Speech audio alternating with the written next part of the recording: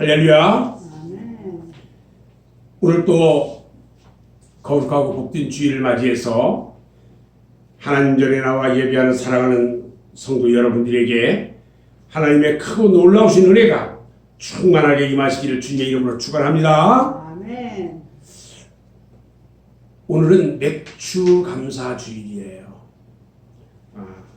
맥주 감사 주일은 우리가 상반기 동안 열심히 살아오면서 하나님의 은혜를 감사하고 농사 지은 것들을 감사하면서 하나님 앞에 특별하게 감사하며 예배드리는 그런 날입니다. 우리 교회가 어르신들을 섬기는 이 교회다 보니까 예수님에 대한 이야기를 매주마다 이제 해야 해요. 말씀 특별히 복음서를 통해서 예수님의 생애에 대하여 그 예수님이 우리에게 하신 말씀에 대해서 하나하나 지금 가르쳐주고 말씀을 전하고 있습니다. 오늘 또 마태복음 25장 1절로 13절 말씀을 통해서 열처녀의 비유 이런 제목으로 함께 은혜를 받으려고 합니다. 오늘 본문 함께 읽은 본문의 말씀은 그 말씀 중에서 마태복음 25장 13절 말씀이 오늘 본문의 핵심이에요. 제가 한번 읽고 여러분들이 한번 같이 따라서 했으면 좋겠어요. 한번 제가 먼저 읽고 따라서 하세요. 그런즉 깨어 있으라. 너희는 그 날과 그 시를 알지 못하느니라. 아멘. 이제 저를 보세요. 이 세상에는요 두 종류의 종말이 있어요. 하나는 개인적인 종말이에요. 이 땅을 하직하는 개인적인 종말이 있고 우주적인 종말이 있어요. 온 우주가 한꺼번에 끝나는 그 시가 있어요.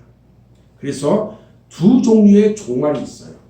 성경은 우리 주님께서 다시 오셔서 역사를 심판하시는 마지막 날이 있다고 말씀하고 있어요. 그 날과 그 시는 아무도 모르고 오직 하나님만 아시는 것입니다. 아멘. 아멘. 따라서 우리는 종말을 항상 준비하고 살아야 합니다. 개인적인 종말이나 우주적인 종말이 언제 닥칠지 아무도 모르기 때문에 아무도 알 수 없기 때문에 항상 준비하고 있어야 하는 것입니다. 그날은요 돌이킬 수 없는 단 한 번의 사건인데 그날이 기쁨의 잔치가 될 수도 있고 가장 아픈 슬픈 사건이 될 수도 있어요. 오늘날 이 시대에 세속주의나 어떤 성문화나 음주, 스포츠, TV, 오락, 폭력, 무슨 마약 복용의 신비주의 이단들 이런 것들이 그렇게 많이 급증하는 이유가 무엇인지 아세요?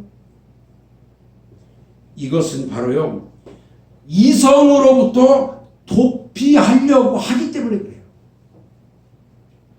현대인들은요 하나님이 어떤 분이신지 죽음 이후에는 어떤 세계가 있는지 별로 관심이 없어요. 현대인들은요 상대방에 대한 배려도 없고요 자기 중심적으로 자기 편한 대로만 살려고 해요. 그래서 자기 상실과 혼돈으로 이어지고요 결국에는 법도 질서도 필요 없는 사회, 두렵고 슬픈 시대를 살아가고 있는 것입니다. 예수님께서는요 말세의 징조를 이야기하시는 가운데 이러므로 너희도 예비하고 있으라. 생각지 않은 때에 인자가 오리라. 이렇게 말씀을 하시면서요 신랑은 반드시 오신다는 결론을 주셨습니다. 바로 이 말씀이 오늘 함께 읽은 본문의 열처녀 비유의 말씀입니다. 우리는요, 이 열처녀 비유의 말씀을 이해하고 해석하는 일에 있어서 보다 중요하지 않은 부분에 더 많은 이 관심과 신경을 쏟는 경우가 있어요. 이런 겁니다. 이 말씀을 이해하려고 하는 사람들 가운데 오늘 10명이라는 숫자가 나와요. 10명의 처녀들이 나와요. 이 10명이라는 숫자는 무엇을 의미하고 있는지, 아니면 처녀는 무엇을 뜻하고 있는지, 또 오늘 이야기하는 등의 기름은 무엇을 말하고 있는 건지, 5명 나누어진, 반만 나누어진 이유는 무엇인지, 이것들에 대해서 지나치게 생각하는 분들이 있다는 거예요. 그러나 성경은요, 이런 식으로 접근하면 본문의 중요한 부분을 놓치게 됩니다. 미련한 5 처녀의 교훈은요, 본문을 묵상하는 모든 그리스도인들이 기억해야 할 가장 중요한 본문의 핵심이에요. 신랑을 영접하는 혼인잔치를 기다렸으면서도 기름을 준비하지 못하고 참석하지 못했던 미련한 5 처녀의 비극, 이것은 우리에게 과연 어떠한 교훈을 주고 있을까 생각해야 합니다. 우리에게 주고 있는 첫 번째 교훈은요, 형식이 내용을 대신할 수는 없다는 거예요. 여기 미련한 5 처녀와 같이 슬기로운 5 처녀의 생각해 보세요. 미련한 5 처녀는요, 슬기로운 5 처녀처럼 모든 살아온 삶은 똑같았어요. 우리는 이 함께 똑같았던 삶을 주목해 볼 필요성이 있어요. 미련한 5 처녀도요, 슬기로운 5 처녀와 마찬가지로 결혼잔치에 오늘 초대를 받았어요. 그리고요, 그들은 똑같이 기름을 준비해서 결혼잔치에 오게 되었어요. 그리고 미련한 5 처녀나 슬기로운 5 처녀가 함께 신랑을 기다렸어요. 그런데 오늘 본문 25장 5절 말씀에 보니까요, 신랑이 더디오므로, 신랑이 늦게 와요. 다 졸며 잘세, 이렇게 말합니다. 미련한 사람이나 지혜로운 사람이나 신랑을 기다리다가 졸려가지고 지금 자요. 졸아요 지금. 대부분의 사람들은 오늘의 본문을 말할 때에 슬기로운 5 처녀는 깨어있다고 말합니다. 그러나 사실은 그렇지 않았어요. 오늘 5절 말씀처럼 신랑이 더디오므로 다 졸며 잘세, 전부 다 졸고 있었어요. 미련한 5 처녀뿐만 아니라 슬기로운 5 처녀들까지도 다 같이 졸았던 겁니다. 그리고 미련한 5 처녀도 슬기로운 5 처녀들과 마찬가지로 등을 가지고 있었어요. 똑같이 등을 준비해서 가지고 있었어요. 미련한 5 처녀를 둘러싸고 있는 위적인 상황, 위적인 삶의 방법은요, 별다른 것이 하나도 없었어요. 특이한 것이 지금 없어요. 그러면 과연 다른 것이 무엇일까? 지혜로운 슬기로운 5 처녀와 미련한 5 처녀가 다른 것이 과연 무엇일까? 이것이 중요해요. 그것은요, 기름의 준비예요. 슬기로운 5 처녀는요, 기름을 등에, 호야 있죠, 호야. 그 등에 기름을 준비하고 있었어요. 그런데 미련한 5 처녀는요, 기름을 꽉 채워 준비하지 못했어요. 여러분, 이 기름이 과연 무엇일까? 무엇을 의미하고 있을까? 어떻게 이해를 해야 할까요? 신앙의 내용, 삶의 내용을 가르치는 것으로 이해해야 합니다. 우리의 신앙생활하는 내용, 우리의 삶의 내용을 가리키는 것입니다. 그런데 교회에 출석하는 많은 성도들이요, 형식이 있기 때문에 내용도 있을 것이다라고 흔히들 착각하고 있어요. 어떤 형식을 가지고 있기 때문에 내용도 있을 것이다라고 생각한다는 거죠. 여러분, 형식이 과연 무엇일까요? 형식. 오늘 본문에서요, 등은요, 신앙의 형식인 믿음을 상징해요. 등은요, 믿음을 상징하는 거예요. 그리고 기름은요, 신앙의 내용인 말씀과 기도와 찬송을 상징하고 있다는 것입니다. 여러분, 내가 교회만 나오면 무조건 천국에 갑니까? 아니에요. 내가 하나님의 말씀대로 살아야 되고요, 하나님의 말씀대로 살면서 항상 아침 저녁 나의 삶을 하나님 앞에 드리며 기도해야 합니다. 그리고 날마다 주님을 찬양해야 돼요. 기름은 하나님의 말씀대로 살아가는 것, 날마다 하나님 앞에 기도하는 것, 하나님께 영광의 찬송을 올려드리는 것, 이것을 기름이라고 이야기하는 거예요. 오늘 여기에 미련한 다섯 처녀와 지혜로운 다섯 처녀의 삶은요, 함께 신앙생활 잘하는 믿음의 사람이었다는 거예요. 그리고 똑같이 오늘 혼인잔치에 들러리로 초대받았어요. 똑같이 기쁨으로 신랑을 기다리고 있던 사람들입니다. 그리고 한밤중에 신랑을 기다리다 다 같이 졸고 있어요. 다시 말해서 주님이 다시 오시는 날, 내용이 없는 형식은요, 설 자리가 없다는 사실을 오늘 기억해야 한다는 겁니다. 참된 신앙은요, 언제나 위기 앞에서 그 진면목이 드러납니다. 우리의 신앙이 얼마만큼 진지한 내용을 담고 있는지 시험할 수 있는 좋은 방법은요, 우리의 삶 속에 위기가 찾아올 때에 그 위기에 어떻게 반응하는지를 보는 것입니다. 나에게 어려움이 찾아오니까 금세 불평하고 짜증내고 신앙이란 다 그런 것이라고 말합니다. 그러나요, 만일 나의 믿음과 나의 신앙의 내용이 분명하고 확실하다면 많은 위기 앞에서 내 삶을 주장하시고 인도하시는 거룩하신 하나님을 신뢰할 수 있다는 것입니다. 믿음의 모양이나 복음의 능력이나 주님의 인격, 사랑의 수고가 나타나야 하는 것입니다.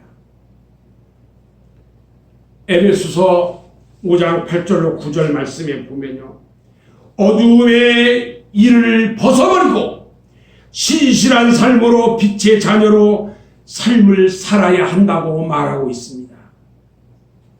정말 살아계신 하나님과의 관계 가운데서 어떤 신앙의 내용을 형성해 가고 있는가? 이런 것이요, 오늘 중요한 교훈인 것입니다. 두 번째는요, 신앙의 삶은 누구도 대신할 수 없다는 겁니다. 오늘 본문 마태복음 25장 6절에 보니까요, 밤중에 소리가 나되 보라 신랑이로다 맞으러 나오라 하매 이렇게 말합니다. 다시 말해서요, 그토록 기다리던 신랑이 도착했습니다. 잠을 자던 10명의 자녀들은요, 신랑이 도착했던 소리를 듣고 그들은 준비해온 등과 기름을 먼저 바라봅니다. 등에 기름을 가득 준비한 슬기로운 다섯 처녀는 여유가 있었는데요, 기름을 준비하지 못한 미련한 다섯 처녀는요, 자기들의 등을 딱 보면서 기름이 넉넉하지 못했음을 알았습니다. 기름이 다 떨어지고 없다는 것을 알았습니다. 그리고 그들은 슬기로운 다섯 처녀에게 말합니다. 기름을 좀 빌려달라고 말합니다.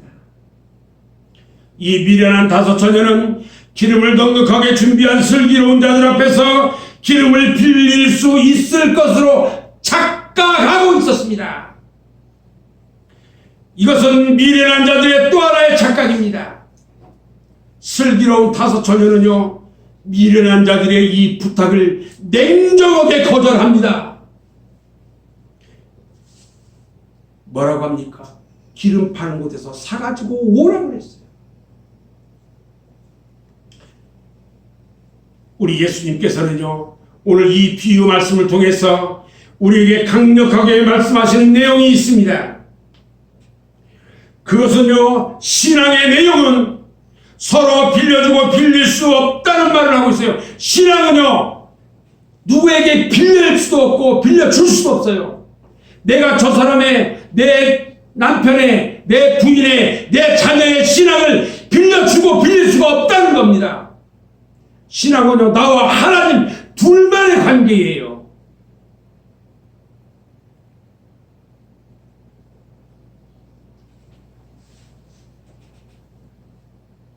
구원은요, 어느 누구라도 대신할 수 없는 것입니다. 다시 말하면 자기 신앙이 있어야 천국에 가는 것입니다. 아멘. 아멘. 우리가 하나님 앞에 설 때는요, 반드시 내 믿음을 가지고 서야 되고, 상급도 내 것을 가지고 있어야 받을 수 있고요, 면류관도 내 것을 가지고 있어야 받는 것입니다. 아멘. 아멘. 부모님의 신앙으로, 아내의 신앙으로, 내 옆사람의 신앙으로 승리할 생각을 하지 말아야 합니다.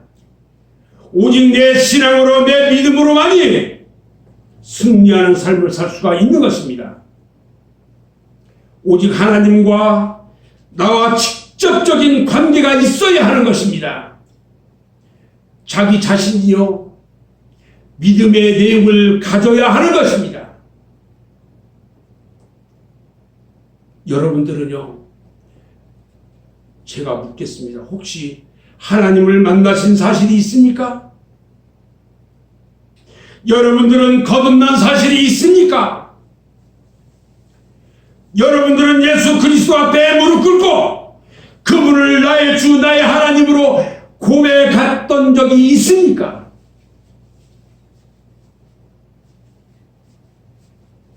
신앙의 삶은요, 누구도 대신할 수 없어요. 그것이 열처저 비유의 말씀을 통해서 우리에게 주는 주님의 교훈인 것입니다. 아멘. 아멘. 세 번째는요, 주님과의 만남은요, 예고 없이 갑작스럽게 이루어진다는 겁니다. 여러분들은 이 땅을 떠날 때 날짜가 정해져 있습니까? 아무도 알지 못해요. 마태복음 24장 43절 말씀을 보면요, 만일 집주인이 도둑이 어느 시각에 올 줄을 알았더라면 깨어있어 그 집을 뚫지 못하게 했으리라 그랬어요. 다시 말해서요, 인자가 올 때, 우리 예수님이 다시 이 땅에 올 때에 도적같이 오겠다는 거예요. 우리 주님께서는 아직 이 땅에 오시지 않았습니다. 이것은요, 지금 준비하라는 의미예요. 진짜 중요한 기회는 두 번 다시 오지 않는다는 것입니다. 영원한 생명의 나라에 초대되는 구원의 기회는 오직 이 땅에서만 있습니다. 이 땅에 살아가는 동안 내가 신앙생활을, 믿음생활을 어떻게 하느냐에 따라서 구원의 주님이 계시는 영원한 생명의 나라에 초대되는 그 역사적인 일이 이 땅에서만 이루어진다는 것입니다. 많은 사람들이요, 신앙생활의 기회는 언제나 열려있다라고 착각합니다. 언제든지 내가 예수 믿고 하면 된다라고 생각해요. 마음만 먹으면 언제든지 교회 나갈 수 있고요, 성경 공부도 할 수 있고, 교회에서 봉사도 할 수 있고, 전도도 할 수 있다고 생각합니다. 그런데요, 삶의 기회는 그렇게 우리에게 계속 주어지지 않는다는 것입니다. 착각하지 착각하면 안 돼요. 착각하지 마세요. 어느 한순간 누구에게나 그 기회의 문이 아주 닫혀버릴 때가 반드시 온다는 것입니다. 어리석은 처녀들은요, 그것을 알지 못했어요. 그래서 영원히 그 기회는 닫히게 되었던 것입니다. 아직 우리에게는요, 기회가 있습니다. 사랑하는 여러분들께서는요, 이 기회를 절대 놓치지 말기 바랍니다. 아멘. 아멘. 저는 이제 말씀을 이렇게 결론을 내리려고 합니다. 로마 제국이 북위 영화를 누릴 때에 베스바우스 산 중턱에 2,000명의 주민들이 살고 있었어요. AD 63년 어느 날 한 노인이 이 마을 주민들에게 나타나서 베스바우스 화산이 곧 폭발할 겁니다. 저 베스바우스 화산이 곧 폭발할 건데 우리가 살 길이 두 가지가 있습니다. 하나는 하나님께 회개하는 것이고 또 하나는 이곳을 떠나 이사하는 것입니다. 이렇게 외쳤어요. 그런데요, 그 당시 사람들은요, 그 노인이 하는 말을 믿은 사람이 아무도 없었다는 거예요. 그들은 술을 취하고 성적 쾌락을 추구하고 세상 쾌락에 빠져 있었기 때문에 그 노인의 말을 귀담아 듣지 않았어요. 그로부터 16년이 지난 어느 날 79년 8월 24일입니다. 정확히 베스비우스 화산이 폭발했는데요. 거기에 살던 2,000명의 사람들 중에 단 한 명도 생존자가 없었다는 것입니다. 다 죽었어요. 예수님의 재림인 우주적인 종말, 그리고 오늘 우리가 주님 앞에 가게 되는 개인적인 종말이 왔을 때에 여러분은 주님 앞에 설 수 있는 준비가 되었습니까?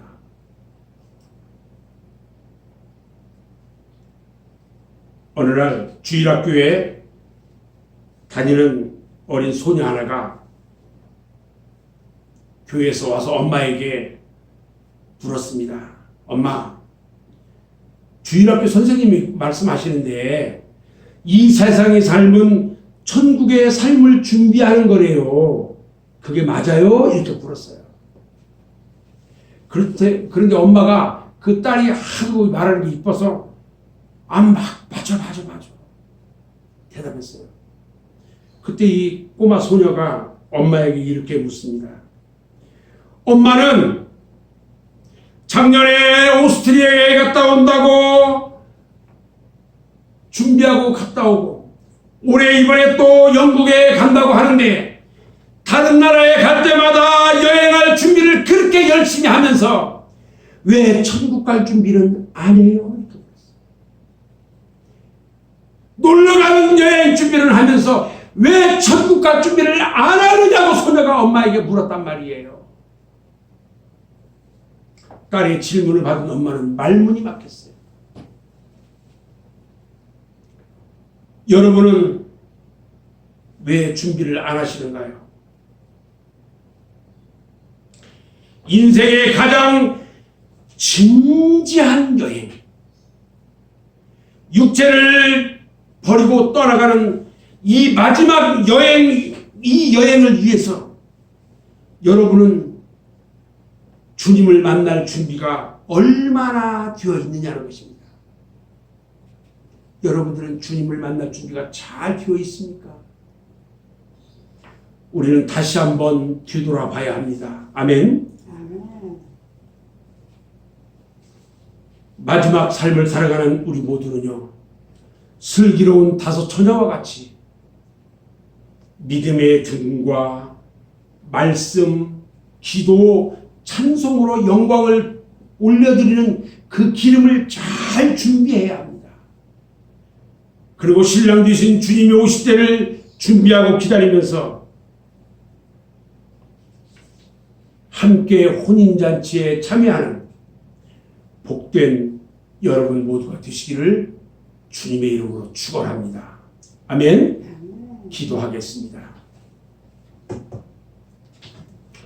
아버지 하나님 감사합니다. 오늘 또